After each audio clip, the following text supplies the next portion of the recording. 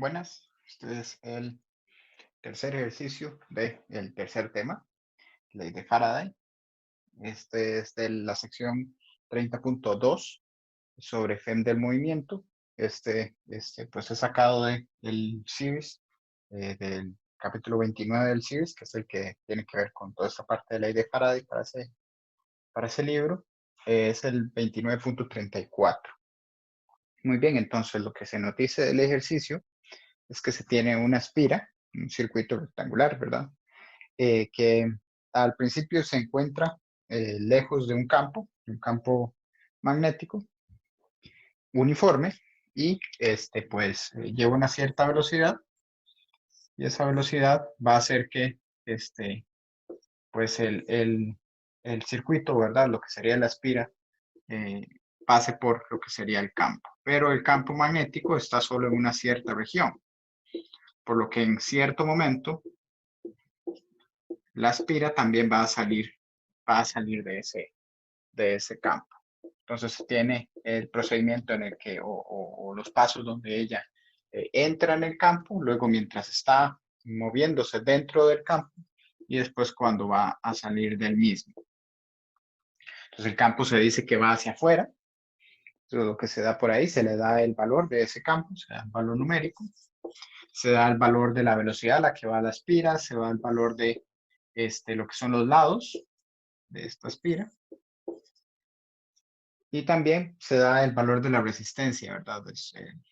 El circuito tiene una resistencia, entonces también se da el valor de la resistencia. Entonces nos pide que describamos lo que sería la corriente conforme este objeto va pues, pasando, ¿verdad? Por este campo, mientras va entrando, está dentro y sale. Muy bien. Entonces, específicamente para la parte A, lo que se nos solicita es obtener la magnitud y la dirección de la corriente cuando está entrando en el campo magnético el conductor. Entonces, cuando se encuentra más o menos como por esta zona de acá. Entonces, cuando lo tenemos por acá, lo que sabemos es que el campo está haciendo hacia afuera y está aumentando. Entonces, eso nos va a ayudar con lo que es la dirección de la corriente. Pero con lo que es la magnitud, pues eso lo tenemos que sacar de otra parte. Entonces, para eso, para esa parte de ahí, lo que tendremos que analizar es, pues, cómo se vería esta corriente, ¿verdad? ¿Cómo estará dada? Bueno, pues como tenemos una cierta resistencia por ahí, entonces podemos relacionar lo que sería la corriente con una diferencia potencial y la resistencia. Recordando que V es igual a IR, ¿verdad? En la parte eléctrica, pero específicamente en este ejercicio lo que ocupamos en lugar de un V, lo que vamos a utilizar es el FEM, ¿verdad? El FEM que se produce por estar el objeto en el, por estar este objeto, ¿verdad? Teniendo un campo inducido. Muy bien. Entonces lo que tendríamos es algo por ese estilo y lo que estamos buscando es la corriente. Entonces esta corriente estará dada por FEM sobre resistencia. La resistencia la conocemos, pero el FEM no. Todavía no conocemos cuánto es eso. Entonces, el FEM inducible. Entonces, ¿de dónde podemos obtenerlo? Bueno, recordamos a toda esta parte de la ley de Faraday, ¿verdad? Lo que hablamos es que un cambio en lo que es el flujo magnético me va a generar una FEM. Entonces, ¿hay realmente un cambio en el flujo magnético? Bueno, pues sí, ¿verdad? Mientras ella vaya ingresando, lo que tengo es que el campo va a empezar a actuar, ¿verdad? Dentro de esta espira y va a ser cada vez, entre más entre, ¿verdad? Va a ser en una zona mayor del área de esta espira. Entonces, esperamos que el flujo vaya aumentando en ese caso. Entonces, mientras ella vaya entrando, entonces sí existe FEM. Phi mayúscula, ¿verdad? Que es la de flujo, de Phi mayúscula, de T, nos estaría dando un valor, no nos estaría dando cero. Entonces, al tenerlo, sí tenemos esa FEM. Entonces, podríamos hacerlo técnicamente, ¿verdad? Desde esa definición, ¿verdad? El cambio de flujo, pero realmente, por lo que nos enseñó esta parte de FEM de movimiento, lo que nos interesa más que todo es saber, o lo podemos cambiar a saber el campo, la longitud que tenga este objeto, ¿verdad? Y lo que sería la velocidad. Entonces, ¿por qué nos interesa esta longitud de acá y no esta de acá del ancho? Bueno, es porque la velocidad se está dando en esta dirección, ¿verdad? Entonces, esperamos que lo que sería la corriente, ¿verdad? O el FEM inducido se dé por lo que sería la polarización, por así decir, las cargas en esta dirección de acá, la dirección vertical. Entonces, como la tenemos en esa dirección, ¿verdad? Como nos enseñó ese tema, la sección 30.2, pues entonces lo que tendríamos en esa parte es que la diferencia potencial se da por la longitud que se tenga aquí, vertical, en este caso, ¿verdad? Por ahí la velocidad hacia allá y el campo hacia afuera. Entonces, lo que nos importaría para poder sacar la FEM es esta L de acá, esta de acá. Bien, esta de acá realmente no la necesitamos, a menos de que queramos hacerlo por el método de el cambio en el flujo magnético.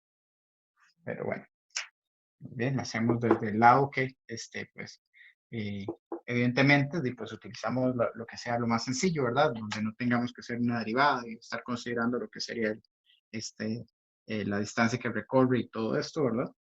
Entonces lo mejor es nada más llegar y decir, esto es B, L, V, ¿verdad? O en otras palabras, al final lo que va a quedar es esto, ¿verdad? Entonces es mejor utilizar ya lo que se tiene. Entonces lo que nos quedaría es esa parte de ahí.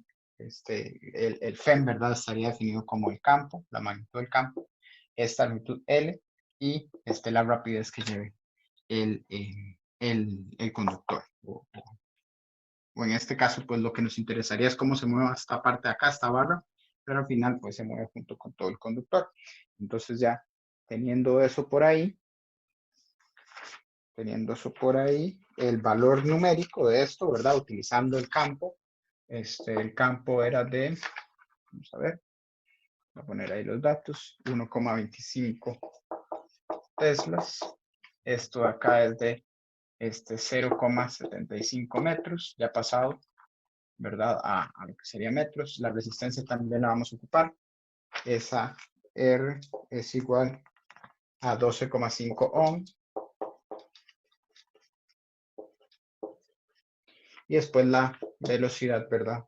Que esta, pues bueno, lo que sería la magnitud, he estado como 3 metros por segundo. La rapidez, que es lo que vamos a ocupar por ahí. Entonces, poniendo esos datos en esta parte de acá, lo que obtenemos al final es una corriente de 0,225 amperes. Muy bien.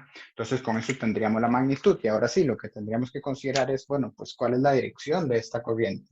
¿Se está dando a favor de la manecilla del reloj o en contra de? Entonces, mientras nosotros vamos ingresando a lo que sería el campo, noten que las líneas de campo están saliendo. Entonces, conforme el flujo va aumentando en esta parte de la espira, ese flujo está siendo positivo.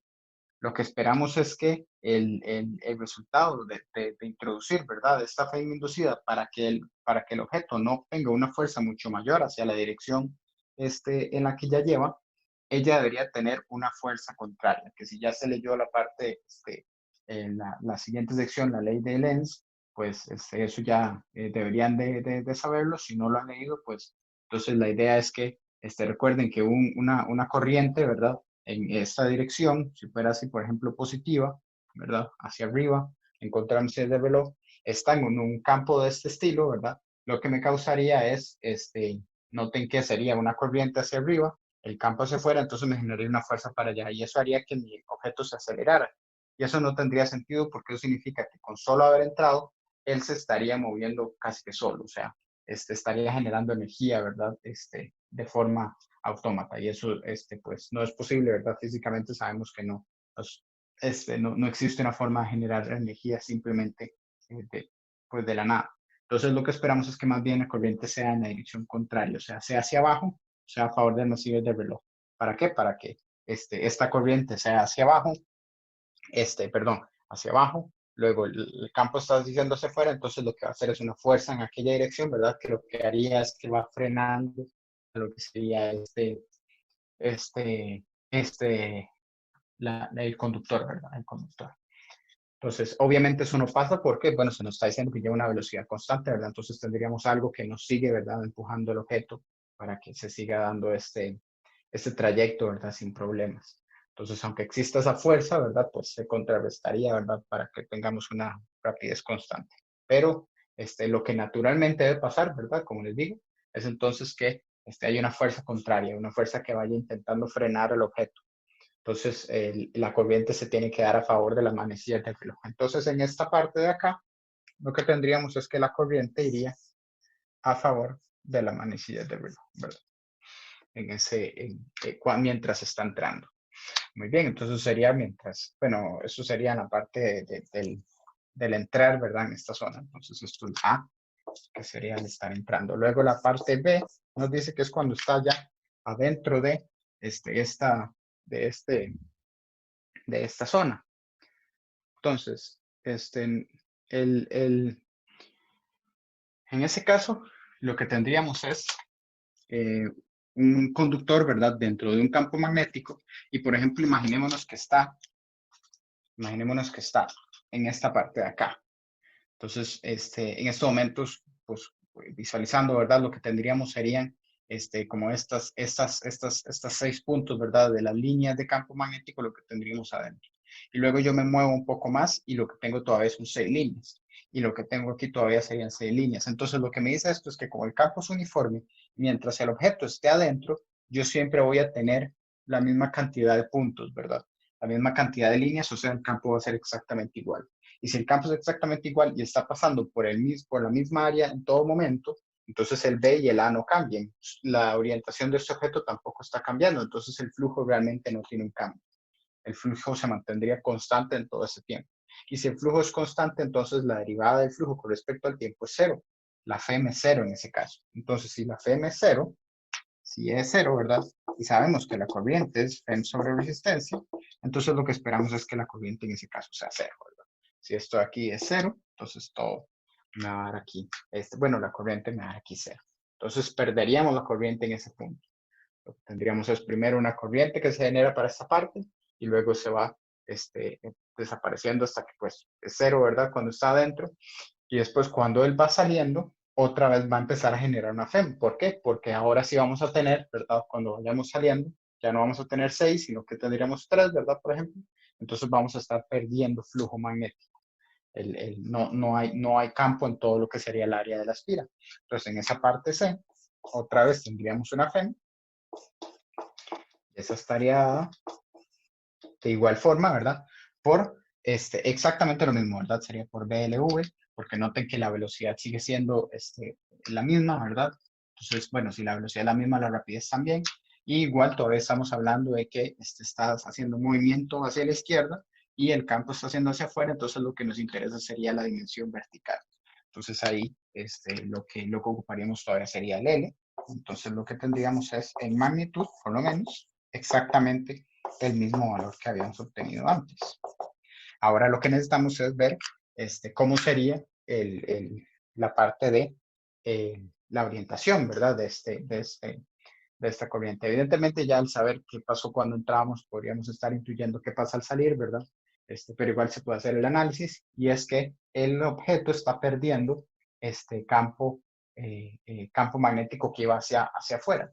Entonces, él lo que haría es, si yo considerara el caso donde él va hacia adentro, donde está perdiéndolo o genera uno hacia adentro, ¿verdad?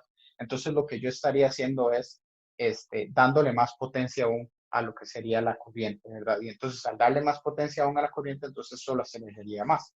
Y eso no tendría sentido, ¿verdad? Entonces, lo que yo necesito es más bien, o lo que va a pasar en este caso es que él va a intentar compensar eso que está perdiendo, ese flujo que está perdiendo, ¿verdad? Y entonces lo que va a hacer es hacerlo hacia afuera. El campo inducido sería hacia afuera. Entonces, al ser el campo inducido hacia afuera, ¿verdad? Lo que sería la fuerza otra vez nos da bien, ¿verdad? Y lo que tendríamos al final es que la corriente entonces tendría que ser en contra del manecillo del reloj, ¿verdad? Bien, entonces se puede ver vamos a ver, piénselo así. Antes el objeto estaba siendo forzado, ¿verdad? En esta dirección, ¿verdad? Entonces ese campo que estaba generando, ¿verdad? Se está haciendo cada vez menor. Entonces la fuerza se está haciendo menor. ¿Sí? Entonces lo que ocupa el objeto, ¿verdad? Para que no, para no perder ese ímpetu, digámoslo así, ¿verdad? Vamos a ver. em, Ujú. Es generar, sí, es generar esta corriente hacia arriba, ¿verdad? Para que esa fuerza se vea compensada de nuevo y se mantenga en el mismo movimiento. Muy bien. Entonces eso es lo que tendríamos para esa parte. Cuando va saliendo, entonces la corriente va a ser en la dirección contraria. ¿Sí? Entonces, como les digo, esto se explica en la parte de la ley de Lenz, ¿verdad? Donde se dice que el campo, pero sí, el campo inducido lo que intenta es compensar, ¿verdad? Si está aumentando el flujo hacia un lado, entonces él hace el contrapeso, y si más bien está perdiéndolo, entonces él lo que intenta es volver a aportarlo. Entonces, eso es como decir la tendencia a mantenerse en equilibrio, por decirlo así, en lo que estaba haciendo antes. Este, o el flujo que estaba teniendo antes. Entonces, es como el comportamiento natural este, del sistema. Muy bien. Y vamos a ver. Después, lo último que nos solicitan es elaborar una gráfica de la corriente. Entonces, vean que ya tenemos la corriente para estos tres casos, ¿verdad? Y noten que es una corriente constante, ¿verdad? En cada región, ¿verdad? No es como que tengamos algo que vaya oscilando o algo por el estilo. Entonces, lo que esperamos es tener rectas que una gráfica Y versus T, por ejemplo, serían completamente horizontales, pero serían descontinuas porque bruscamente pasa de este valor a un cero, ¿verdad? Eso es inmediato cuando yo ya no tengo cambio del FEM, ¿verdad? Del flujo, ya no tengo FEM. Entonces, eso se haría completamente brusco. Entonces, eso es lo que vamos a ver en las gráficas. Muy bien, pero vamos a dejar estos datos ahí para saber cómo eran, ¿verdad? Para cada punto. Entonces, hagamos la gráfica por acá. Ya sabemos que esto es cuando está entrando, esto es cuando ya está adentro por completo y está moviéndose dentro de este campo. Y esta aquí abajo es cuando está saliendo. Entonces, lo único que vamos a ocupar por ahí, bueno, lo que sí es importante tal vez para hacer este gráfico es definir qué es para nosotros positivo o negativo, ¿verdad? Porque nada más lo que tenemos son orientaciones. Entonces, en un gráfico sí necesitamos saber qué va a ser positivo y qué va a ser negativo. Entonces, nada más meramente ahí como una posibilidad. Entonces, digamos que esta parte de acá, ¿verdad? Decir que va en esta dirección a favor de Manuel de Velo va a ser pues positivo. Vean que nada más lo estoy diciendo de forma completamente arbitraria porque otra vez pues la corriente, ¿verdad? En general no tiene, por decirlo así, signo, sino que lo que tiene nada más una orientación. Pero cuando ya estamos hablando de los números, ¿verdad? Como para poder hacer la matemática, pues en general, ¿verdad? Generalmente se toma a favor del análisis de reloj como positivo. Es algo que pasa mucho. ¿Ok? Entonces lo que tendríamos sería algo por este estilo. Aquí entonces tendríamos el valor de bueno, esto sería corriente y esto sería tiempo. Entonces aquí más o menos estaría en los 0,225 amperes. Ya aquí, ¿verdad? Abajo del eje estaría el valor, pero en negativo. Eso es lo que tendríamos por ahí. Y ahora sí, lo que generaría esta gráfica es, sabiendo que hay un cierto tiempo, ¿verdad? Cierto tiempo, realmente no lo conocemos porque no sabemos qué tan largo está, ¿verdad? Del comienzo, desde todo esto, o sea, del cero del tiempo. No sabemos qué tan largo estaba el conductor. Pues nada más digamos que este es el tiempo, ¿verdad? Donde ya entró por completo el, aspira o el conductor a lo que sería mi, mi, mi, mi campo magnético. ¿Okay? Entonces nada más le cambié ahí para poder utilizar el rojo para la gráfica, que sea nada más un tiempo de diferencia. Entonces lo que tendríamos por ahí es que cuando ella empieza a ingresar, que tomemos el cero como el punto donde empieza a ingresar, ¿verdad? Entonces lo que tendríamos, bueno, perdón, no, sí, conocemos, perdón. Si yo coloco el cero cuando ella empieza, ¿verdad? A ingresar, cuando está empezando a aumentar el campo, entonces ahí yo sí sé que es 0,225 y más bien yo sí podría obtener, ¿verdad? Perfectamente cuánto es ese tiempo, como para hacer la gráfica un poco más detallada. Pues bien, se me dice que la espira mide 50 centímetros, ¿verdad? O 0,5 metros, ¿verdad? En la parte ancha. Y que ella va a una velocidad, ¿verdad? De 3 metros por segundo. Entonces, ¿cuánto tiempo le toma, ¿verdad? A ella entrar por completo, ¿verdad? Tener ese 0,5 adentro. Bueno, pues eso sería entonces que A, ¿verdad? Estado por U por tiempo. Entonces, sacamos esto siendo el ancho, ¿verdad? No la selección. Esto siendo el ancho que puse ahora en la figura. Entonces, el tiempo estaría dado como este ancho entre la velocidad, que sería 0,5 entre 3, ¿verdad? Entonces, nada más para tener ese datillo por ahí, si no me equivoco, debería ser la mitad de 0,33. Vamos a ver. Solo como para que se pueda dejar la gráfica. Sería 0,167 segundos. ¿Bien? Eso solo como para saber exactamente, ¿verdad? Si como les digo, ponemos el 0 justo cuando ella está entrando, entonces podríamos tener este dato. Me está dando el 0,167 segundos. Entonces, de ahí sí lo puedo sacar. Entonces aquí, y ahora sí, a lo que iba, ¿verdad? Esto sería todo el periodo donde la espira está entrando en el sistema. Y justo cuando llega a ese punto, ¿verdad? A ese 0,167, justo en ese momento, ¿verdad? Es cuando yo tendría la espira ya está completamente adentro y entonces pierdo FEM. ¿Okay? Pierdo el FEM, ya se vuelve cero y entonces la corriente también es cero. Entonces tendríamos un paso brusco, ¿verdad? Un paso discontinuo a esta parte de acá. Entonces aquí ahora sí, esta parte sí yo no puedo saber cuánta extensión tiene, eso porque no sé cuánto es la región de campo magnético que hay, ¿verdad? Eso no me lo dicen, pero yo lo que espero es que esto se dé por un cierto lapso de tiempo mientras estoy pasando por el campo completamente y después en el instante en el que yo empiece a salir del campo, ¿verdad? Entonces aquí yo tendría esta discontinuidad de nuevo y empezaría a tener el valor de 0,225, pero en el sentido contrario, entonces es lo que yo me llamé a negativo, ¿verdad? Y esto se da por un lapso exactamente igual que ¿verdad? Se da por 0,167 segundos, pero aquí sí yo ya no puedo poner mi marca porque, no sé cuándo empecé, ¿verdad? No sé cuándo es esta, entonces no podría sacar esta otra. Lo que sí sé es que esto debe tener la misma extensión que esta de acá, pero sí lo puedo asegurar. Es tal vez el de acá que el ejercicio no me permite ver. Pero muy bien. Entonces al final, pues sí, para algo nos servía la dimensión del ancho, ¿verdad? Realmente no es como que sea muy necesario en una gráfica, como ven, si voy a quedar al final con incógnitas, pues lo mejor es nada más definir esto como un tiempo ahí de entrada y un tiempo de salida, ¿verdad? Este, eh, pero bueno, pues para ponerle ahí un poquillo más de valor, ¿verdad? O tal vez sacarle un poquillo más al ejercicio, puesto que si yo se hubiera conocido lo que era la extensión del campo magnético, entonces sí pude haber sacado todo el resto de tiempo, si me lo preguntaran en algún caso. Muy bien.